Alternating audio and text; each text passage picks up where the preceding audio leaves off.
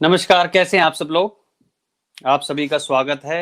ये भूलने वाला नहीं है, आप समझ लेना। 40 में हम आजाद हो गए होते उसी समय, अगर ये कांग्रेसी गद्दारी नहीं करते, गांधी, नेहरू, अटरम छटरम बगड़म जितने तो कोटली सीन।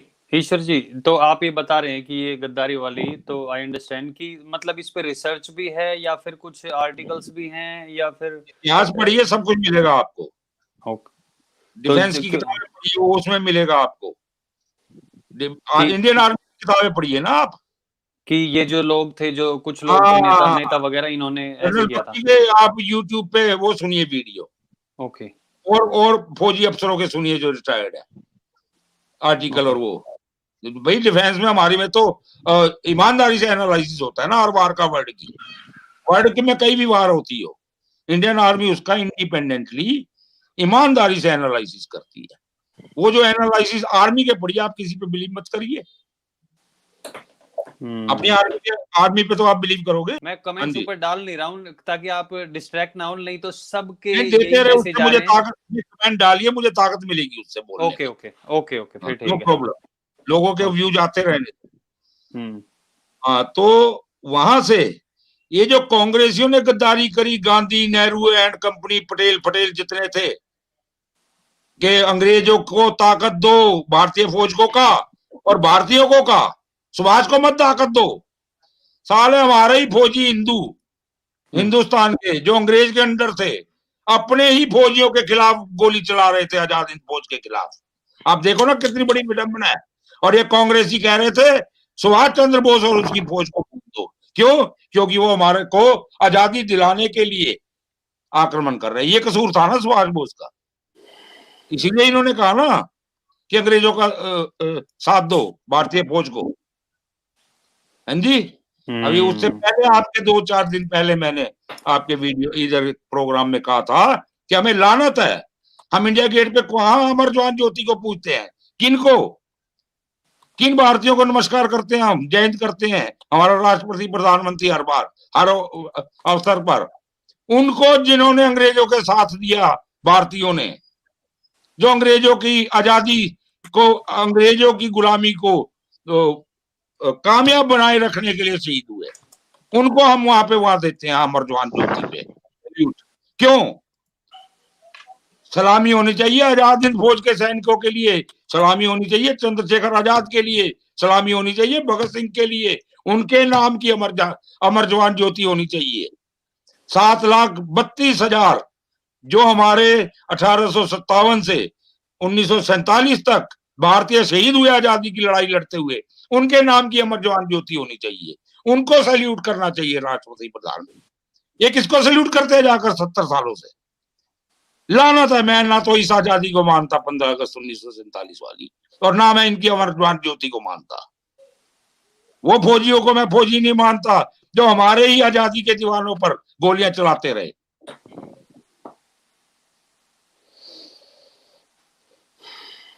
आगे चलें। बहुत गुस्सा है मेरे अंदर भैया, मैं यहाँ प्रकट नहीं कर पा रहा। नहीं, वो तो दिख रहा है, आप जो बातें बता रहे हैं यहाँ पे लोगों में भी वो एकदम से वही क्रांति वाला जोश भर रहा है। मैं इसलिए बता रहा हूँ कि हमारी तो अब गाड़ी टिकट किस दिन भी आ जाएगी ऊपर से। मैं 63-64 में चल रहा हूँ, और कितने साल जिएंगे, कितने दिन जिएंगे? अभी तो आप और तो ये 63 जो की होगे। बातें मेरे पास है, मेरी नेक्स्ट जनरेशन आप हो। लेकिन नेताजी की डेट ऑफ डेथ मैं पहले बता देता हूँ आप सबको।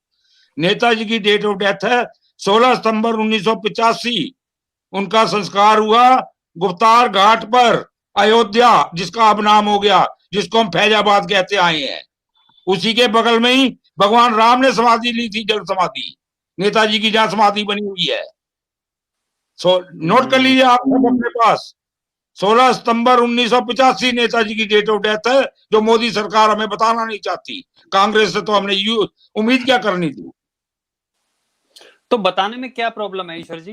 वो मैं लास्ट में आके बताऊंगा, जब 16 सितंबर यार आप 1985 को। समझो ना, पॉलिटिक्स है। आप ये देखो कि 1945 से लेके आप बात वाली बातें 1985 तक, करते हैं। 1985 तक 40 साल तक बंदा गुमनामी की जिंदगी जिया। ये इससे हिंदुस्तान का सबसे बड़ा क्रांतिकारी। हमें कोई सरकार रही हो नेहरू से मोदी तक, 1945 से 1985 तक का हिसाब चाहिए 40 साल का नेताजी का। बिल्कुल पहले हमें चाहिए। तो डेथ में ऑफिशियल डिक्लेयर करो।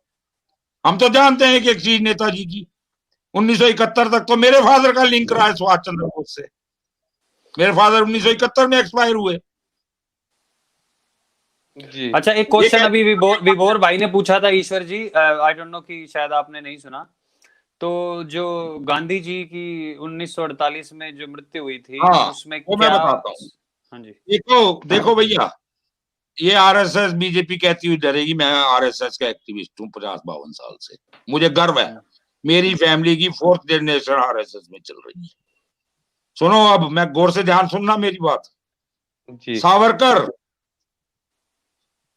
ये आपका नथुराम गोडसे, बाल ठाकरे, जितने ये छठे हुए और नाम बता दूंगा अभी बाद में, ये सब बचपन में शाखा में जाया करते थे आरएसएस में।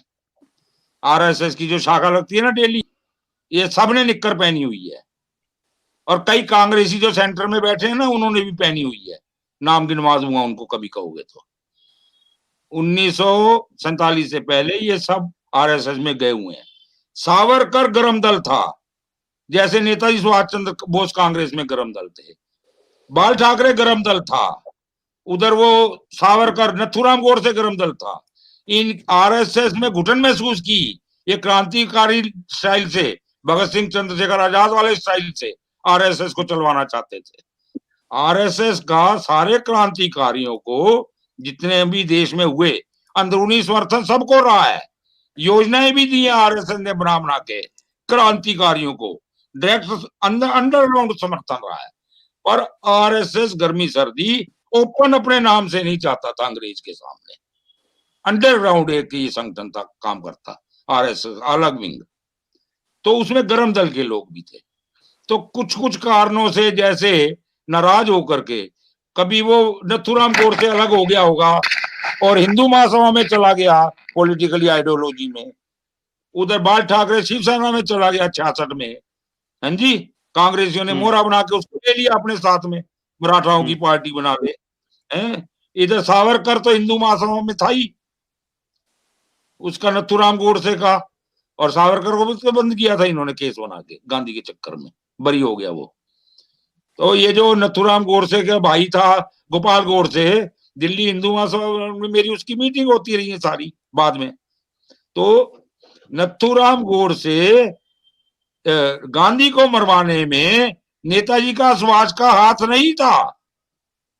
गांधी आजादी के बाद गांधी को पता था नेताजी जिंदा है, और गांधी जो सुभाष कह के गया था ना नेताजी को इस्तीफा देते हुए, ऐसा है, आप अपने रास्ते आजादी के लिए लड़िए, मैं अपने रास्ते लड़ूंगा, आखिर उद्देश्य तो हम दोनों का एक है ना गांधी जी। मैं आपको महात्मा जी का है उपाधि दी है, अपना पूजनीय मानता हूँ, अपना आइडल मानता हूँ। मनभेद नहीं होने चाहिए, मतभेद हो सकता है, मतभेद हो सकता है, मनभेद नहीं होना चाहिए। आजाद दोनों का लक्ष्य एक है, जो के आएगा जिस रास्ते से उसका स्वागत करेगा वो। तो गांधी को सुभाष के देश छोड़ने के बाद गांधी को रियलाइज हो गया था, और गांधी ने मैसेज भेजा था, Subhash you are right, go on, तुम अपने ढंग से लड़ो, हम अपने ढंग से, आपस में कोई हमारा आपस में टकराव नहीं। लेकिन टकराव नहीं, और फिर फौज को बगावत नहीं करने दी गांधी ने, नेहरू ने, टकराव कैसे नहीं। लेकिन 47 के बाद गांधी ने कह दिया था सुभाष जिंदा है कहीं, वो बात आगे चली गई थी सब तरफ, गांधी को पता था। तो गांधी भी चाहता था नेहरू प्राइम मिनिस्टर बने, गांधी पर प्रेशर था अंग्रेजों का। और 1935 में ही ब्रिटिश पार्लियामेंट तय कर चुकी थी नेहरू को प्रधानमंत्री बनाना। आपको और बता दें हम, अच्छा, हेलो, हाँ जी, जैसे मर्जी इसी को पीएम लेके आना, ये परफेक्ट है हमारे लिए। एडवीना के जंगल उसमें फंसा है, और पूरा ब्रिटिशर है, साले की सिगरेट भी इंग्लैंड से आते हैं और कपड़े भी इंग्लैंड से धुल के आते हैं। हाँ जी, पूरा अंग्रेज था नेहरू, पूरा शौकीन था हर चीज का, दारू का भी, सिंगार का भी, और इसका छोकरीबाजी का भी, हर तरह का शौकीन था वो। जिन्ना भी यही था, सुअर का मांस खाता था जिंदा, जिन्ना, और मुसलमान उसको मसीहा मान रहे हैं पाकिस्तान के जितने सिटीजन हैं। हाँ जी, अब आगे चले हम। संघर्ष ने मुझे मनुष्य बनाया, मुझ में आत्मविश्वास उत्पन्न हुआ जो पहले मुझ में नहीं था, नेताजी बोल रहे हैं। आगे चलें तो दोस्तों, नेताजी रशिया पहुंच गए, तैयारी शुरू कर दी, लेकिन जल्दी जल्दी बंटवारा कराकर और ये सो कॉल्ड आजादी नेहरू गांधी ने ले ली अंग्रेजों से, जानते हैं। और जब आजादी ली, अंग्रेजों ने एस्ट्रोलॉजरों से कहा वर्ल्ड के टॉप मोस्ट थे, सबसे घटिया दिन बताइए जिस दिन इंडिया को आजादी दी जाए, ताकि ये हमेशा जिंदगी भर डिस्टर्ब रहे। तो 15 अगस्त का दिन दुनिया भर के टॉप के एस्ट्रोलॉजर ने निकाल के ब्रिटिश गवर्नमेंट को दिया। 15 अगस्त पाकिस्तान को बचाना था अंग्रेजों ने, तो पाकिस्तान को इशारा कर दिया तू 14 की रात को ले ले, 15 अगस्त का दिन खतरनाक है। तो उसने लिए 14 की रात को। 14 अगस्त मनाता है पाकिस्तान अपनी आजादी का दिन। और रात को 12 बजे क्योंकि हुई थी, हैं, झंडा उतरा था, तो हिंदुस्तान ने अगला दिन चुना 15 अगस्त। ये एक कॉन्स्पिरेसी थी हिंदुस्तान को सो कॉल्ड आजादी देते हुए ब्रिटिशर्स की। अब आगे चलिए। पाकिस्तान ने जब ब्रिटिश गवर्नमेंट का झंडा उतरा तो अपना झंडा फहराया। आप गौर से सुन रहे हैं मेरी बात ऑडियंस? दोबारा रिपीट कर रहा हूं। पाकिस्तान ने 14 अगस्त की रात को ब्रिटिश गवर्नमेंट का झंडा जो फहरता था वहां डाउन किया और अपना पाकिस्तान का झंडा चांद तारे वाला हरा सफेद ऊपर चढ़ाया। लेकिन हिंदुस्तान में आप वीडियो देखिए उस टाइम के, ब्रिटेन गवर्नमेंट का झंडा नीचे नहीं उतारा गया, उसके बगल में हिंदुस्तान का झंडा चढ़ा दिया गया। मैं कारण पूछना चाहता हूं, क्या फैक्ट था? क्या फैक्ट हुआ था नेहरू का ये ट्रांसफर पावर एक्ट में? क्या क्लॉज ऐसी जोड़ी गई थी जो वो झंडा नीचे नहीं आया? इसलिए मैं कह रहा हूं आज भी हम गुलाम हैं। महारानी विक्टोरिया आज भी हमारी महारानी है।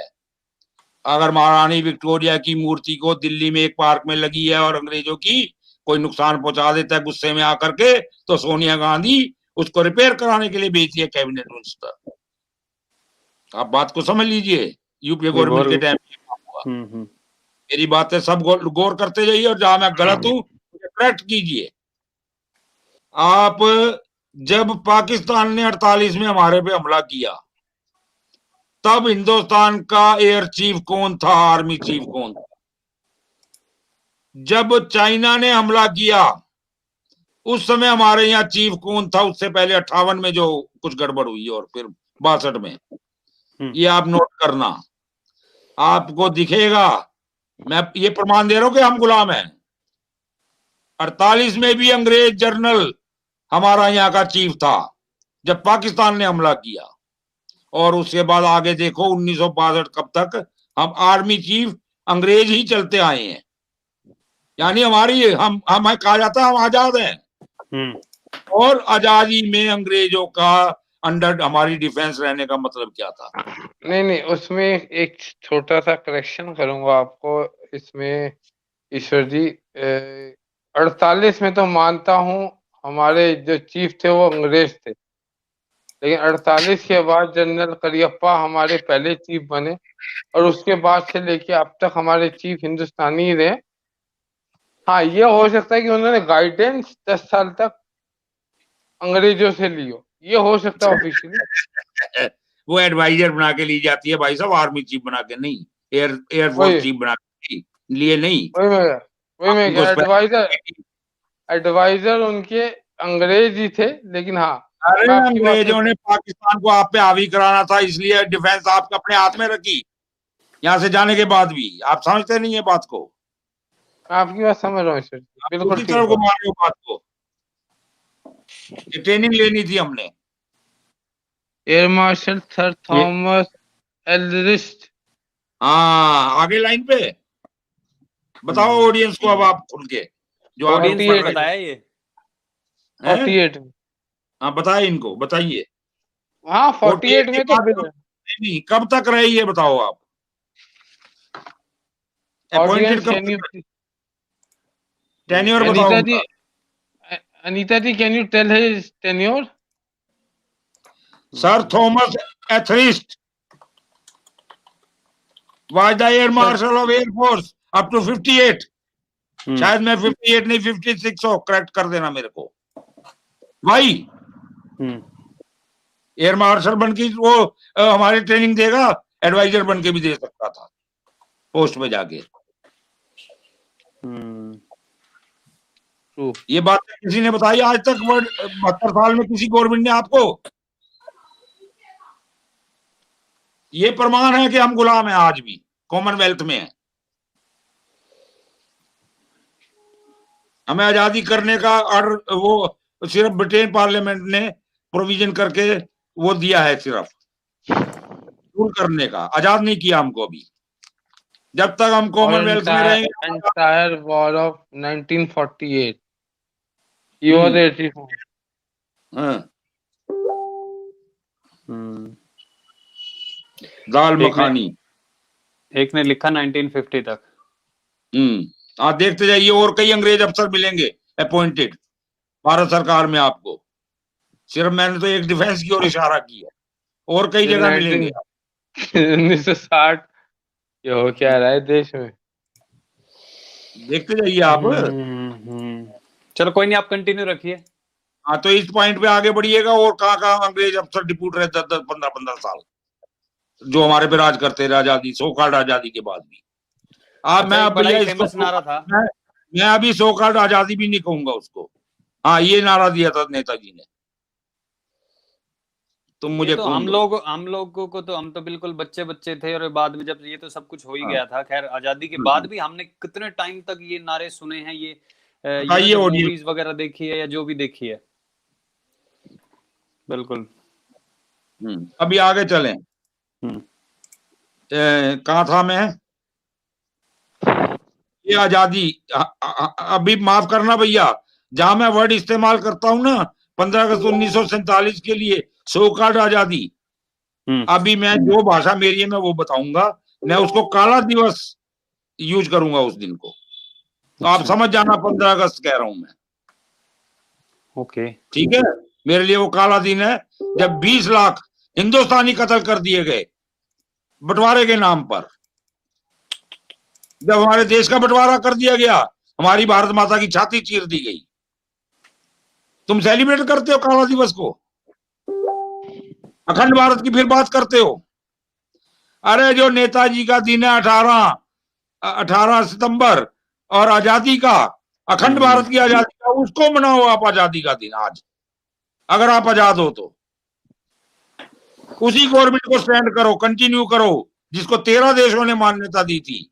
झाड़ू मारो, लठ मारो ब्रिटिश गवर्नमेंट के किए हुए सारे वो ट्रांसफर ऑफ पावर पैक्ट पे, पिछवाड़े पे लठ मारो इनके। कॉमनवेल्थ को धका के बाहर आ जाओ एकदम। विक्टोरिया का पासपोर्ट हिंदुस्तान में नहीं चलेगा, विदाउट पासपोर्ट वो आएगी है, उस अधिकार को खत्म करो अगर आजाद है हम। क्रांतिकारियों तो का बहुत सारे देशों का है ना, कितने सारे देशों में क्रांतिकारियों बिना को पासपोर्ट के आजादी। जा सकती हैं वो तो। हाँ, तो वो 72 देशों में जा सकती है बिना पासपोर्ट। हाँ, वो इंडायरेक्ट रूल कर रही है कॉमनवेल्थ के थ्रू। ऑस्ट्रेलिया भी आता है कॉमनवेल्थ में। हाँ जी, हाँ जी। आप भी ऑस्ट्रेलिया वालों को समझाओ ये बात को कि आप भी गुलाम हो। उनको कोई फर्क नहीं पड़ता यहाँ पे गोरों को। एक और एक कह रहा भैया, हिंदुस्तान ऑस्ट्रेलिया मिलकर आज आंदोलन चलाएं आजादी के लिए फिर दोबारा। तो आगे चले हम। नेताजी रशिया में तैयारी कर रहे, 47 में नेहरू गांधी ने बंटवारा करा दिया, जिन्ना ने। सुभाष चंद्र बोस का दिल टूट गया रशिया में बैठे हुए का, जो दोबारा जंग की तैयारी कर रहा था 10 गुना ताकत से, जिसने इस बार हमला करना था। आप समझ रहे हैं बात को? क्या हालत, क्या दिल पे बीती होगी उसके कि गद्दार सत्ता पे काबिज हो गए देश में। जिन्होंने 90 साल सत्ता चलवा दी 1857 से लेके 1947 तक इन गद्दारों ने अंग्रेज की। आप थोड़ा सा पीछे होके बात करेंगे ईश्वर जी? जी थोड़ा, हाँ बिल्कुल, थैंक यू। जी तो अब वहां पड़ा है वहां पे स्टालिन के पार कौन? सुभाष। आपका देश काला दिवस मनाते हुए आजादी की खंजूर खा रहा है 72 सालों से, सो कॉल्ड आजादी की काला दिवस के दिन से। सुभाष को देश ने भुला दिया काला दिवस के दिन के बाद से। हु वाज सुभाष, हुई सुभाष, कोई नहीं जानता।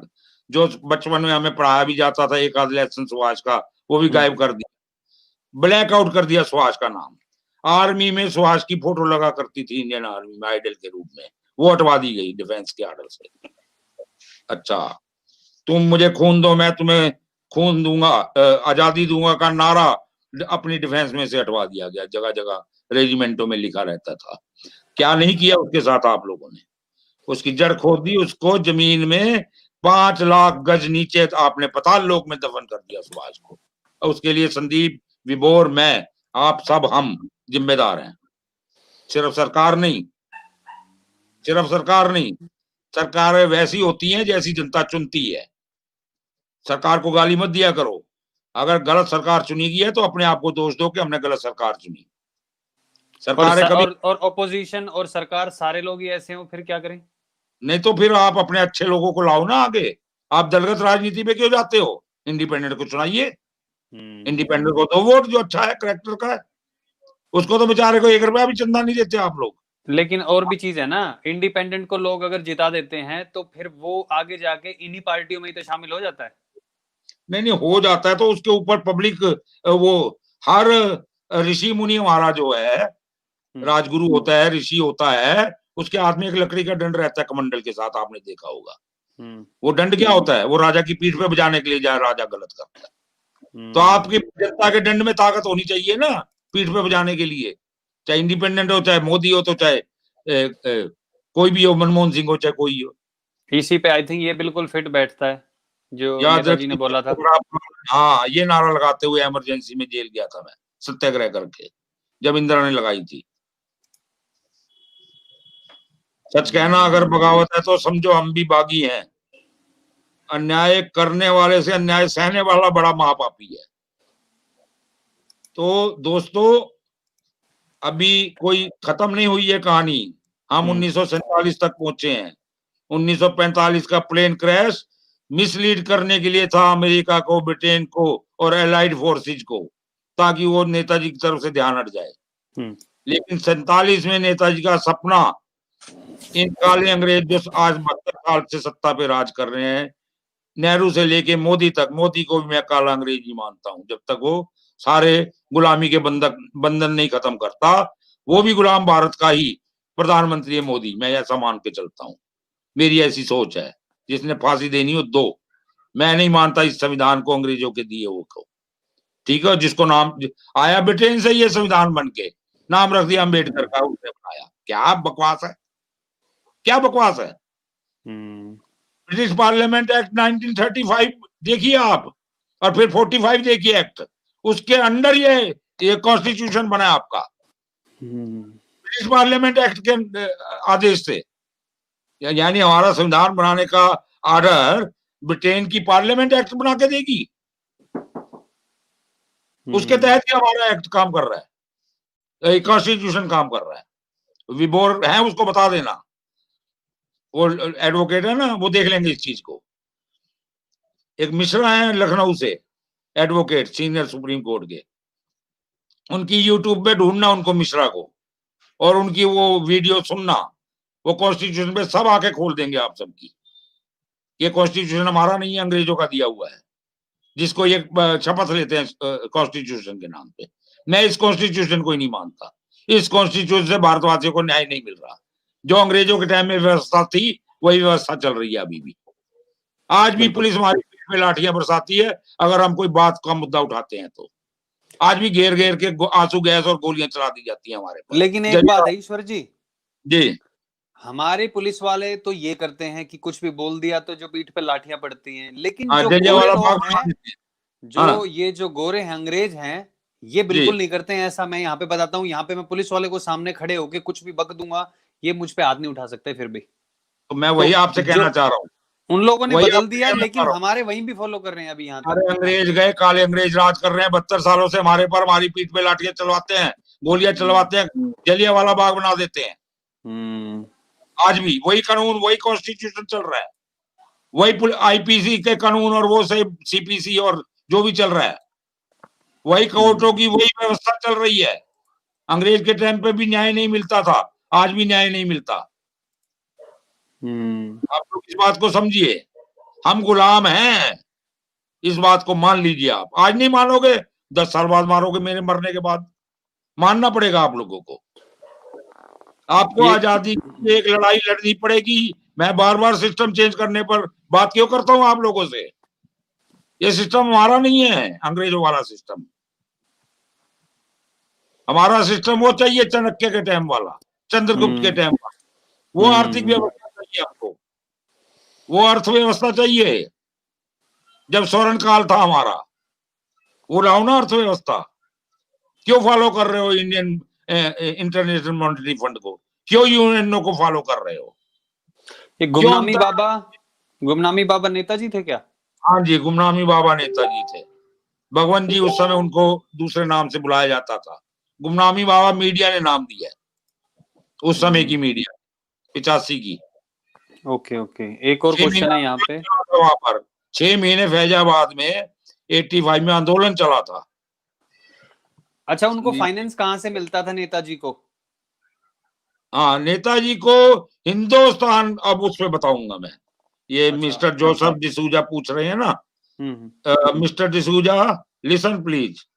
हम्म। जब आजादी का बिगुल बजा दिया नेताजी ने, सरकार की घोषणा कर दी, सब कुछ किया, तो नेताजी ने ऐलान किया, तुम मुझे खून दो, मैं तुम्हें आजादी दूंगा। देश और विदेश में बैठे हुए भारतीयों ने, औरतों ने अपने जेवर के जेवर सारे उनके डोनेशन में डाल दिए। बिल्कुल। अपना खजाने जितना जो जिसमें ताकत थी लुटा सकता था लुटाया, आजादी फौज के लिए दिया और उस सरकार को दिया। और मैं एक दो छोटी छोटी घटनाएं सुनाता हूं। उधर ईस्टर्न स्टेट्स के अंदर एक ग्वाला था, ग्वाला जिसके पास 100 गायें थी, 100-200। एक हाथ उसका कटा हुआ था।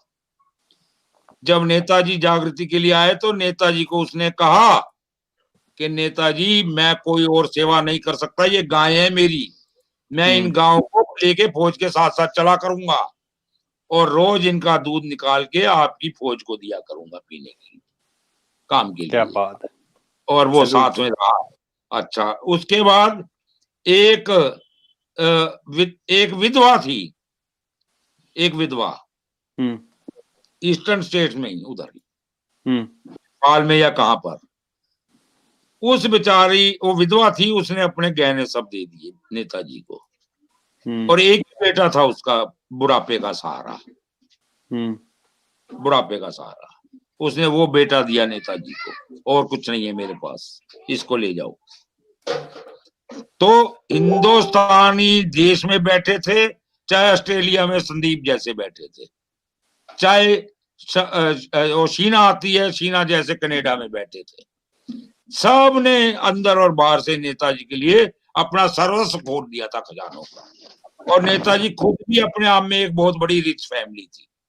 फिर हमारे इस मूवमेंट को नेताजी की जो देश सहयोग कर रहे थे, जैसे जापान ने हथियार दिए, औरों ने, और कंट्रीज ने, फिलीपींस ने, औरों ने, कईयों ने अंदर खाते सपोर्ट किया। हाँ जी, मेरे ख्याल से काफी जवाब मिल गया होगा। और कई घटनाएं हैं नेताजी को ये डोनेशन इकट्ठा होने की। और सुनिए, और मैं एक बात बता रहा हूं, 80 लाख रुपए का खजाना जब नेताजी अंडरग्राउंड हो गए, 80 लाख रुपए, 80 लाख या 80 करोड़, मैं देखना पड़ेगा मेरे को। ये खजाना पीछे नेताजी ने छोड़ा जापान में, जब वो रीऑर्गेनाइज करने के लिए रशिया पहुंचे।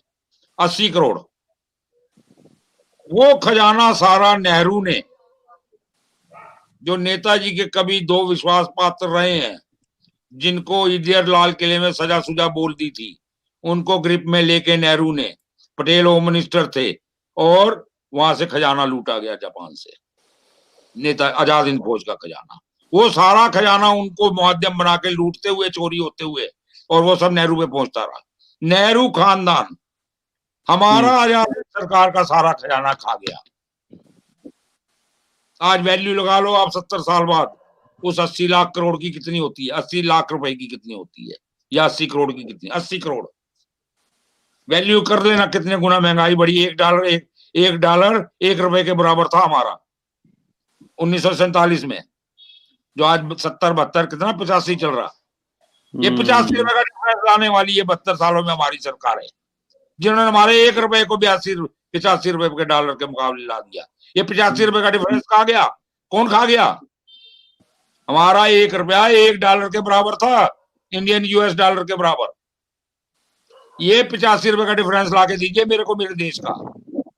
मेरे घर के अंदर 1-1 क्विंटल 2-2 क्विंटल बर्तन होते थे हर घर में, भारतवासियों के, कांसे के, पीतल के, सोने के, चांदी के। वो कहाँ है मेरा मेटल सारा देश का, कहाँ गया वो?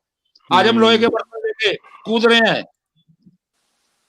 चाइनीज क्ले की प्लेटों में रोटी खा रहे हैं। वो मेरा मेटल कहाँ गया पूरे देश का? मेरे घर में हर हिंदू चाहे भूखा भी सोता था, 2-4-10 तोले सोना था उसके घर में, चांदी थी 1-2 किलो, चाहे वो पटरी पे सोता था। वो कहाँ गया मेरा सोना चांदी मेरे देश का? कंगाल बना के रख दिया हमको, भूखे सोने पे मजबूर कर दिया जा रहा है। आज आसमान के नीचे अनाज सड़ रहे हैं, गरीबों को नहीं बांटा जा रहा। अब सोचिए कहाँ है हम। ये छोटी छोटी बातें आप लोग नहीं सोचते हो। Family knew that he was alive and did they contact him before he died? Netaji की फैमिली रेगुलर मोदी जी से मिल रही है, और नेताजी की फैमिली को सब मालूम था कि नेताजी जिंदा हैं। कहानी 2 थ्योरी पे अटकी हुई है। अभी देश में जो चल रहा है द्वंद्व, क्या नेताजी को रशिया में ब्रिटेन के दबाव में, नेहरू के कहने पर कत्ल कर दिया गया क्या? रूस ने कत्ल कर दिया क्या स्टालिन ने ब्रिटेन के दबाव में? क्योंकि रूस की ब्रिटेन की मैत्री संधि थी, नंबर 1। दूसरी थ्योरी गुमनामी बाबा की। लेकिन गुमनामी बाबा के यहाँ से जो ट्रंक के ट्रंक मिले, जो एविडेंस मिले हैं, वो सारा सिद्ध करते हैं वो गुमनामी बाबा ही नेताजी सुभाष चंद्र बोस थे। गुरविंदर जी, मेरा ख्याल आपको जवाब मिल गया होगा। Thank you sir. ठीक है जी। तो गुमनामी बाबा, आज वर्ल्ड जानता है गुमनामी बाबा नेताजी सुभाष चंद्र बोस से। अनऑफिशियली मोदी गवर्नमेंट मानती है। अभी पीछे हथियार डाल दिए मोदी गवर्नमेंट ने मेरे सामने कि हम डेट ऑफ डेथ, सुन लीजिए ऑडियंस, बड़े गौर से सुने मेरी बात को। अभी मोदी गवर्नमेंट ने इनडायरेक्टली मेरे सामने सरेंडर कर दिया। क्या? अभी पीछे काफी फाइलें मोदी ने खोली थी सीक्रेट नेताजी पर 2017 में, उसके बाद चुप्पी मार गया। अभी हथियार क्या डाल दिए कि जो नेताजी की पर्टिकुलर डेथ से रिलेटेड फाइलें थी वो इंदिरा गांधी ने डिस्ट्रॉय करवा दी थी। जो बची खुची थी 1985 में राजीव गांधी ने डिस्ट्रॉय करवा दी थी, जब नेताजी की फैजाबाद में डेथ हुई। और राजीव गांधी ने नेताजी की डेथ के बाद 6 महीने में आंदोलन जोर पकड़ गया था, उसको डाइवर्ट करने के लिए अटेंशन, जैसे आज कर रहे हैं डाइवर्ट जगह जगह, हमको अटेंशन डाइवर्ट करते हैं ना मुद्दे लाकर केंद्र या स्टेट गवर्नमेंट, ऐसे ही नेताजी के इशू को फैजाबाद में डाइवर्ट करने के लिए अयोध्या आंदोलन को हवा दे दी गई 1985 में। So thank you so much. आप लोग भी अपना ध्यान रखिए, स्वस्थ रहिए, पॉजिटिव रहिए। गुड नाइट और जय हिंद।